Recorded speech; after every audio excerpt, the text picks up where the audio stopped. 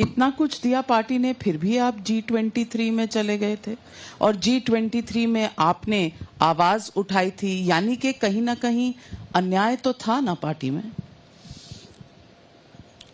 देखिए, ये अच्छा हुआ कि आपने ये सवाल पूछ लिया। G23 ने कोई श्री नरेंद्र मोदी को खत नहीं लिखा था। G23 ने, या जिसको आप G23 कहते हैं, उन्होंने खत कांग्रेस की अध्यक्षा श्रीमती सोनिया गांधी जी को लिखा था और इसका एक परिप्रेक्ष्य था। वो कोविड के दिन थे, कोविड का कहर बिल्कुल चरम सीमा पे था, मिलना संभव नहीं था और इसलिए हमारे कुछ चिंताएं थी और उस चिंताओं को एक खत के माध्यम से हमने उनके समक्ष रखा। पर कुछ लोग उस G23 में शामिल होने के बाद आज शायद इतिहास का हिस्सा ही बन चुके हैं, कांग्रेस से बाहर जा चुके हैं। आप अब भी हैं, चंडीगढ़ में आप प्रत्याशी हैं 2009 से, और ये सार्वजनिक है, it's public that you wanted to fight from Chandigarh from 2009, but finally in 2024 you got the ticket. Manish Tiwari, how does this battle look to you? मैं इसमें थोड़ा सा संशोधन कर दूं, 2009 नहीं है, 1991 है। तो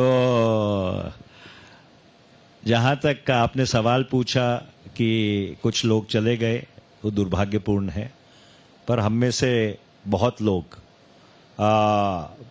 पार्टी आज भी चुनाव लड़ रहे हैं और पार्टी का जो शीर्ष नेतृत्व है, कांग्रेस वर्किंग कमेटी के सब सदस्य हैं।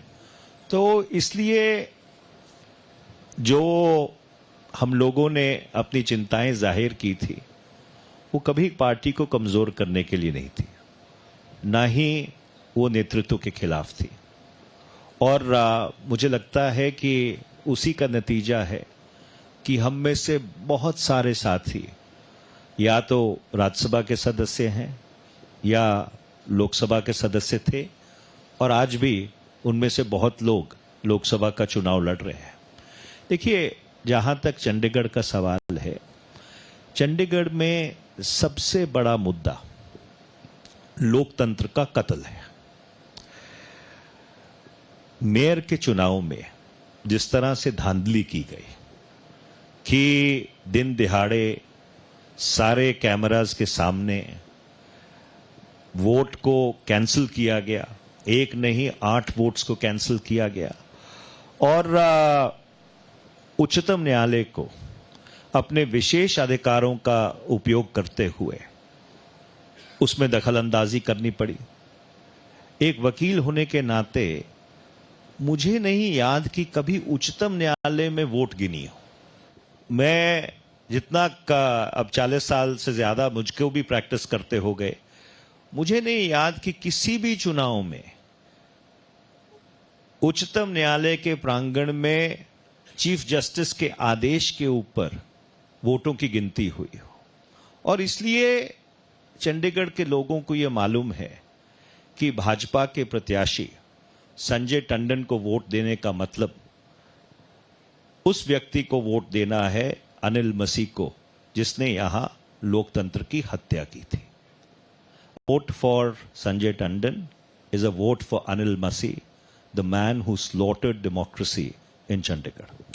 Nobody can deny that was a shameful chapter, and the manner in which it was done on cameras, clearly something that nobody would want. But मैं आपसे पूछना चाहती हूँ, आपने तो इस मिट्टी में अपने परिवार का खून कहा यहाँ मिला हुआ है। You have lost your father to a terror attack. आज जो पंजाब में हो रहा है और जो आम आदमी पार्टी द्वारा फंडिंग की एक बात निकली है कि ऑस्ट्रेलिया, कनाडा, न्यूजीलैंड सब जगह से पैसे आ रहे हैं FCRA के वायलेशन में, आप मानते हैं? क्योंकि ये सार्वजनिक तौर पर कई बार कहा गया है कि कहीं ना कहीं फंडिंग में आम आदमी पार्टी के रिश्ते किन के साथ हैं? नमिका जी, मैं पहले आपके पिछले सवाल का जवाब देते हुए इस सवाल का जवाब दूंगा। देखिए, चंडीगढ़ में सिर्फ मेयर के चुनाव में ही लोकतंत्र की हत्या नहीं की गई। उससे पहले जब पंजाब विश्वविद्यालय के सेनेट का चुनाव हुआ, और पंजाब विश्वविद्यालय शायद एक इकलौता ऐसा विश्वविद्यालय है जिसका बहुत ही सुदृढ़ लोकतांत्रिक ढांचा है, उस सेनेट के चुनाव को, क्योंकि वहां पे राष्ट्रीय स्वयंसेवक संघ के वाइस चांसलर थे, उसको नोटिफाई भी नहीं किया गया, उसकी पुष्टि भी नहीं की गई। और इसलिए इस शहर को और खासकर पंजाब विश्वविद्यालय को एक लेबोरेटरी बना लिया गया है कि जो अलोकतांत्रिक काम भाजपा को पूरे देश में करने हैं, पहले उसका तजुर्बा यहां किया जाता है। अब मैं नहीं, उससे पहले कि आप बाकी सवालों पे जाएं, तो आपने क्या इस तरह का एक लेबोरेटरी जेएनयू में बना रखा?